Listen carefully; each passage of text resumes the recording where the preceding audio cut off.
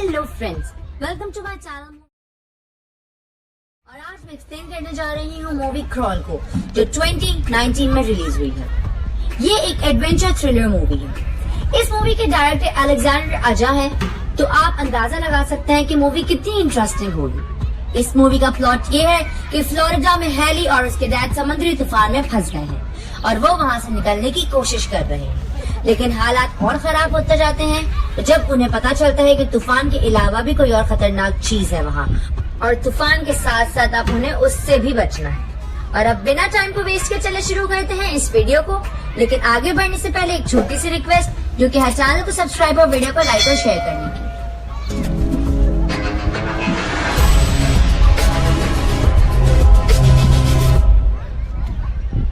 Movie के start में हम हैली नाम की लड़की को देखते हैं, जो कि एक स्विमिंग कंपटीशन में स्विमिंग कर रही होती है। वो जीतने की बहुत कोशिश करती है, लेकिन वो हार जाती है। फिर वो अपसेट होकर एक जगह बैठ जाती है, जहाँ उसे अपने डैड की बातें याद आती हैं, जो उसे ये कहा करते थे कि हमें किसी के भी सामने रोना नहीं चाहिए, क्योंकि उससे हम वीक दिखाई देते हैं और हमें खुद को स्ट्रॉन्ग दिखाना चाहिए। फिर उसे कुछ देर बाद अपनी सिस्टर की कॉल आती है, जो उसे बताती है कि सिटी में एक खतरनाक समुद्री तूफान आने वाला है, जिसकी वजह से लोगों को सिटी से बाहर निकाला जा रहा है।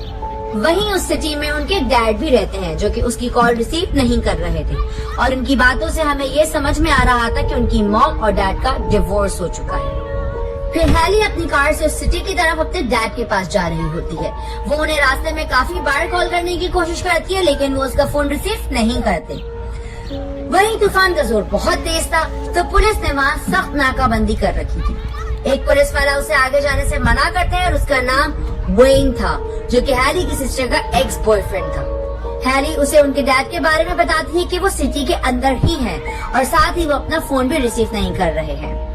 वेन उसे कहता है कि वो खुद जाकर उन्हें ले आएगा, लेकिन हैली को अपने डैड की फिक्र होती है, तो वो उन्हें ढूंढने खुद ही निकल जाती है। और हम देखते हैं कि वहाँ के रास्ते भी बारिश की वजह से डूब गए हैं। रास्ते में रेडियो में अनाउंसमेंट होती है कि सिटी के सभी लोगों को सिटी से बाहर आ जाना चाहिए, क्योंकि समुद्री तूफान इतना ज्यादा खतरनाक होने वाला है कि पुलिस भी अब किसी की कोई हेल्प नहीं कर पाई। हैली घर पहुंचकर अपने डैड के डॉग को अकेला देखती है। वहाँ सारा सामान फैला हुआ था, चीजें यहाँ वहाँ बिखरी हुई थी, और उनकी पिक्चर्स बेड पर रखी होती हैं।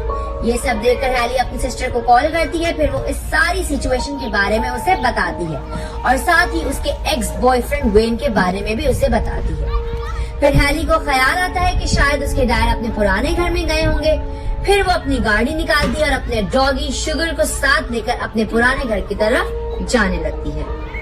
वहाँ पहुंचकर वो अपने डैड को ढूंढने लग जाती है, और वो उन्हें फोन करती है, और उसे उनका फोन वहीं रखा हुआ मिलता है, और उसे किचन में बहुत सारा प्लम्बिंग का सामान रखा हुआ दिखता है।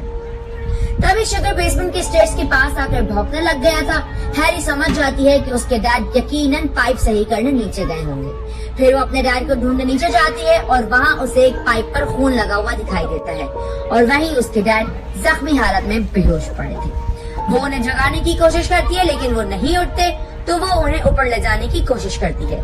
लेकिन जैसे ही वो स्टेयर्स के पास पहुंचती है, एक एलिगेटर वहाँ पर आ जाता है और उन पर हमला कर देता है। फिर हैली भागते भागते अपने डैड को लेकर कुछ पाइप्स के पीछे छुप जाती है, और एलिगेटर उन पाइप्स को क्रॉस नहीं कर पाता। हैली अब अपने डैड को बारिश का पानी पिलाती है, जिससे वो धीरे धीरे होश में आने लगते हैं। हैली देखती है कि उसके डैड के पांव की हड्डी टूट चुकी है, क्योंकि वो उस क्रोकोडाइल से बचने के चक्कर में पाइप्स में उलझ गए थे, जिससे उनकी हड्डी टूट गई थी और वो बेहोश हो गए थे। वो दोनों बैठकर आपस में बातें कर ही रहे होते हैं कि तभी हैली देखती है कि इस अफरा तफरी में उसका फोन वहीं गिर चुका है, तो इसलिए वो उसे लेने के लिए जाती है, ताकि वो कॉल करके किसी से हेल्प मांग सके। वो फोन को लेने जा ही रही होती है कि तभी दो एलिगेटर्स उस पर हमला कर देते हैं। हैली अपने डैड की तरफ भागती है, लेकिन तभी एक एलिगेटर उसकी टांग पकड़ लेता है और उसे बुरी तरह पटकने लगता है। हैली किसी तरह अपना पाँव छुड़वाती है और भागती है दूसरी तरफ, और इसी बीच उसका फोन भी टूट जाता है। तभी एक एलिगेटर उस पर हमला करने ही वाला होता है कि हैली उसकी एक आंख फोड़ देती है, और खुद एक सेफ जगह पहुंच जाती है, और वहां पाइप्स के लगे होने की वजह से एलिगेटर्स वहां पर नहीं आ पाते। हैली के पांव पर काफी ज्यादा चोट लगी थी, तो वो उस चोट पर पट्टी करने लगती है, और उसके डैड भी अपनी टांग पर पट्टी करने लगते हैं। फिर वो दोनों वहाँ से निकलने का प्लान बनाने लगते हैं। वहीं पानी का लेवल बहुत तेजी से बढ़ता जा रहा था। तभी हैली को बेसमेंट के विंडो से 3 लोग दिखाई देते हैं। वो लोग स्टोर से सामान को चुरा रहे थे और वो एक ATM भी उठाकर अपने साथ ले जा रहे थे। उन्हें देखकर हैली हेल्प की आवाज लगाती है तो उनमें से एक बंदा उसकी आवाज सुनकर उसकी हेल्प करने के लिए जाता है, लेकिन तभी एक एलिगेटर आकर उस पर हमला कर देता है और वो बंदा मारा जाता है। और ऐसे ही उसके बाकी के 2 साथियों को भी एलिगेटर्स बहुत बुरी तरीके से मार देते हैं और उन्हें खा लेते हैं। तो इस तरह से वो तीनों चोर मारे जाते हैं और ये सब देखकर हैली बुरी तरह से डर जाती है। उसके डैड उसे गाइड करते हैं बेसमेंट के सेकंड एग्जिट डोर से बाहर निकलने के लिए। वो उनकी इंस्ट्रक्शंस फॉलो करके वहां पहुंच जाती है, लेकिन इस डोर के ऊपर काफी सामान रखा हुआ था तो वो डोर ओपन नहीं हो पाता और फिर उनके पास एक ही ऑप्शन बचता है कि वो ड्रेन पाइप से निकल कर जाए। लेकिन उसके डैड बताते हैं कि यहाँ वो दोनों एलिगेटर्स उसी पाइप से अंदर आए थे, तो वहाँ से जाना बहुत रिस्की है। वहीं वेन अपनी एक साथी के साथ हैली को ढूंढने आता है।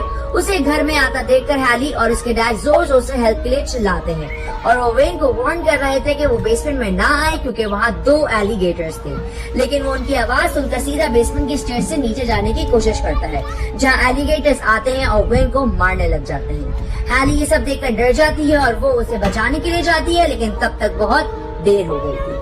वहीं दूसरी तरफ वेन का दूसरा साथी बाहर बोट को सही करने की कोशिश कर रहा था, जहाँ एलिगेटर्स आते हैं और उसे भी बहुत बुरी तरह मारकर खा जाते हैं। हैली तब भागते हुए अपने डैड की तरफ आ जाती है। वो बहुत बुरी तरीके से डरी हुई थी। तभी उसके डैड उसे हौसला देते हैं और कहते हैं कि बचपन में तुम्हारी बहन तुमसे ज्यादा देर तक पानी में सांस रोक लेती थी, लेकिन तुमने मेहनत की और तुमने ज्यादा देर तक सांस रोकने का रिकॉर्ड बना लिया। तब मैं उस टाइम समझ गया था कि तुम कभी भी हार मानने वाली नहीं है अपनी लाइफ में। यहाँ हमें एक और बात पता चलती है कि अपने मॉम डैड के डिवोर्स की वजह से हैली काफी टाइम तक डिप्रेशन में थी और यही वजह थी कि उस दिन वो स्विमिंग कंपटीशन में जीत नहीं पाई थी। हैली के डैड उसको कहते हैं कि उनकी डिवोर्स की वजह वो खुद है, क्योंकि वो इतने ज्यादा सेल्फिश हो गए थे कि वो अब यही डिजर्व करते हैं। और वो दोनों ये बातें करते हुए काफी इमोशनल हो जाते हैं। अब वो फिर से वहाँ से बाहर निकलने के लिए प्लान बनाते हैं। हैली के डैड कहते हैं कि वो आवाज करके एलिगेटर्स को अपनी तरफ डिस्ट्रैक्ट करेंगे और हैली वहाँ से ऊपर निकल कर जाएगी और फिर वो उन्हें भी ऊपर की तरफ से बाहर निकाल पाएगी। अब हैली के डैड एलिगेटर्स को अपनी तरफ डिस्ट्रैक्ट करते हैं और एक एलिगेटर को पाइप में फंसाकर उसे मार डालते हैं, जबकि दूसरा एलिगेटर बेसमेंट की स्टेज के पास ही होता है। तो हैली को मजबूरन ड्रेन पाइप से बाहर की तरफ जाना पड़ता है। वहाँ उसे कई सारी लाशें मिलती हैं। वहाँ उसे एक पुलिस ऑफिसर की लाश मिलती है जिसकी पॉकेट में एक गन होती है और वो उस गन को निकालकर आगे बढ़ ही रही होती है कि तभी एक एलिगेटर वहाँ आ जाता है और वो हैली के हाथ को काटने लगता है। तभी हैली फायर करने लगती है और उस एलिगेटर को मार डालती है। हैली का हाथ अब काफी जख्मी हो गया था। हैली अब ड्रेन पाइप से आगे बढ़ने लगती है। तभी बाहर एक एलिगेटर होता है और वो हैली को देखकर उसकी तरफ बढ़ने लगता है, लेकिन हैली फौरन ही पानी से बाहर आ जाती है और घर की तरफ भागकर वहाँ वो फ्लोर को तोड़ने लगती है ताकि वो अपने डैड को बाहर निकाल सके। लेकिन पानी के लेवल काफी ऊपर बढ़ जाने से डूबने लगते हैं, लेकिन हैली फाइनली अपने डैड को बाहर निकाल लेती है। उसके डैड होश में नहीं थे तो वो उन्हें CPR देकर उन्हें होश में लाती है।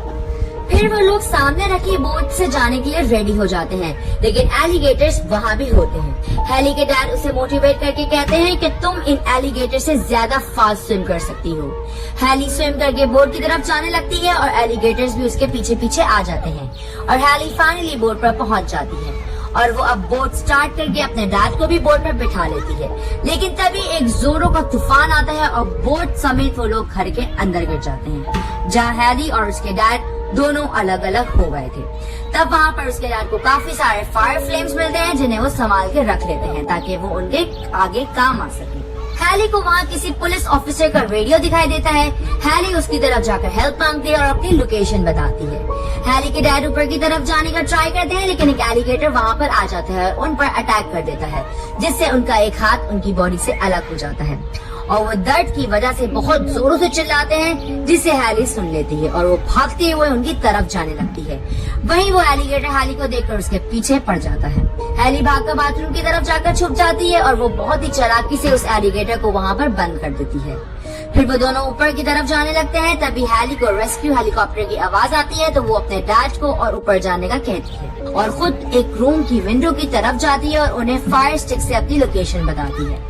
तभी एक एलिगेटर उससे अट्रैक्ट होकर वहां आ जाता है और वो हैली पर अटैक करके उससे हाथ को पकड़ लेता है और वो डेथ रोल करना शुरू कर देता है।